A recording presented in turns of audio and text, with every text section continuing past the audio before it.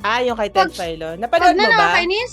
Napanood Wag mo na, ba? ayoko. Hindi yata Ayoko. napanood ni Ate Joanne eh. Ay, wag na. Natitrigger ako doon. Natitrigger ako.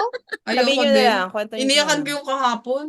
Comment si Ted na, ano yung una niyang comment? Ano? Original Yun ba yun? yan? May ganyan pa siya. Oo. Ang last comment niya, parang sana parang dumating daw yung time na, na hindi naman ganun katakas yung ilong nung ano. Yung tangkilikin daw, yung mga hindi Oo, matataas parang ang ilong. ganyan. Bakit hindi siya gumawa ng sarili niyang single?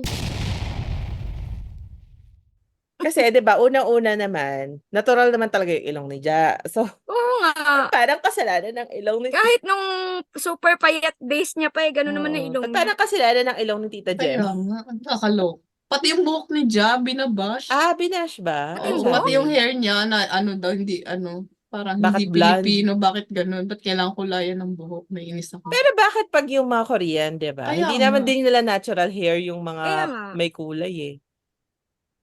Bakit Asian din naman yan sila ba eh. siya? Hindi ba Bakit siya Asian? nagpapatina ng black hair para hindi Diba? lumabas yung white hairs niya? Right?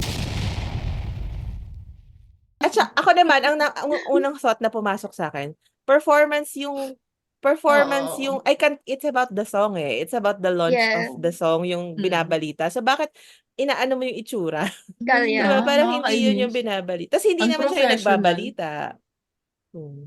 Parang doon Yung ako na ano. nakaka-offend doon na part, alam mo yung mas bata pa yung SB19 sa kanila, pero bakit parang mas wise pa yung younger Yeah. people? Kaya Kaysa sa mga Heated. dapat Heated. yung, since veteran Makited. sila yung nilulook up mo as model, ganyan. Pero bakit parang mas namomodel mo pa yung younger generation kaysa sa kanila? Tapos sasabihin pa niyan, Yung hindi mindset ba, no? Oo, hindi na nila i-adjust nakaka-stress. hindi na nila i-adjust yung sarili nila kasi gano'n na talaga sila, gano'n.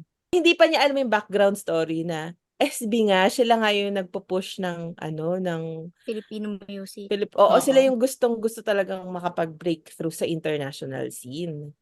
So parang how can you question yung ganong part? Buti nga yung babaeng doon. Si DJ Cha. Oo. At least nagde-defend siya kahit Oo nga eh. Parang nag-ex. nafe-feel ko nga na nahihirapan Oo, siya. parang Paano hirap niya na hirap siya. sasaluhin? Oo. Ang nakita ko din yung mga nag-react noon na after nung balita kay Justin, international artist, parang yung mga international artist, wala siyang comment. Bakit pag sa Pilipino Ay, may comment? ganon? Oo, pagtapos kasi nung balita kay Justin, Eh, nag-flash naman yung Typical, ibang artist, parang grab sunod ata mentality si K-pop Kuya. tsaka si Taylor Swift. True. Wala siyang pakialam, wala siyang say. Bakit pag Baka kami sa insecure lang si Philippines? Kuya. Gusto Oo niya, nga. baka frustration niya yung dati maging boy Ay, band.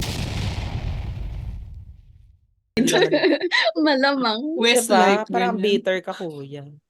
Gusto Kasi niya nga ang mga parang Pilipino, ang pa-perfect eh. Ang pa-perfect talaga. Grabe. Parang nakakabuwis. Mm. Parang di na lang maging Kaya, proud. Tapos, kaya, before that, Ate Joanne, meron ding Stel. Ayun, ako neto na. Oo, Mm. napanood ko yung niya, yung kanta niya. Ang galing Ang kaya. ganda kaya. Pero Ako hindi ko din alam na na-amaze binash ako. yun. Ako din, Binash hindi ko siya alam kasi na nga daw binash. parang umepal, gano'n. Sobrang galing. Siya naman yung pumunta. Pinilit Siya yung siya, di ba? pinuntahan. Oo. Hindi naman Kinausap siya mo yung kaya umakyat sa siya? stage. Ay, hindi siya guest. Nanood. Like, Ano nanood siya? lang Kasi talaga si siya. Julian yun, di ba? Oo, si Julian. Kasi Siguro nandun si natuwa Julian sa Nag-meet gilid naman niya sila. eh. Kasama pa nga ni Stel si Ate Lea eh. Katabi niya eh. Oh. Nandun din si Saya. Nanonood lang araw-araw. talaga sila. Araw-araw Oo, may issue. araw-araw may issue ang SB. Kailan Parang relevant. Pag kukumanta tapos Kung hindi sabagay. maganda yung pagkakakanta, lalaitin nila. mababash. Oo. Yun ang gusto ko kay Ate Joanne. Pag naging Damn sintonado if you naman, do. ibabash din. Oo. Ano ba Damn talaga? if you do, damn if you don't. Galingan mo na lang para kahit Kaya mabash nga ka, at least eh. magaling ka. True. Ganun lang talaga yung mga bitter na tao. Kaya nga Hindi eh. sila Parang, masaya sa buhay nila. Yung kasi, parang, yung confidence is silent, pero yung insecurities loud. are loud. Oo. Yung nakakatuwa dun, yung SB19, hindi nila kailangang mag-ingay, hindi nila kailangang mang-hurt ng True. tao, hindi True. nila kailangang mang-apak na ibang tao True. to get Para themselves to the umangat. top. Oo. True. Parang, that itself speaks reality, di ba? Yeah. Kaya ang minahal natin eh. Mm. Tsaka the way Ha? they Sinong accept minahal yung ganun. Sino? Sila lahat. So, dapat ganun ang ng mga Pilipino. Dapat yun ang bagong culture ng Pilipino. Yung hindi nanghihila pababa or hindi nagja-judge ng tao. Hindi kasi yung mga nanghihila sa baba, in the first place, nasa baba nga sila. Diba? Ako sa Diba? bagay. Sabi nga nila, Tama. Tama. yung hitik na Hindi hitik kasi ang bunga na makaangat, puno. kaya gusto Yun nila yung lahat nasa pinupukol. baba. True.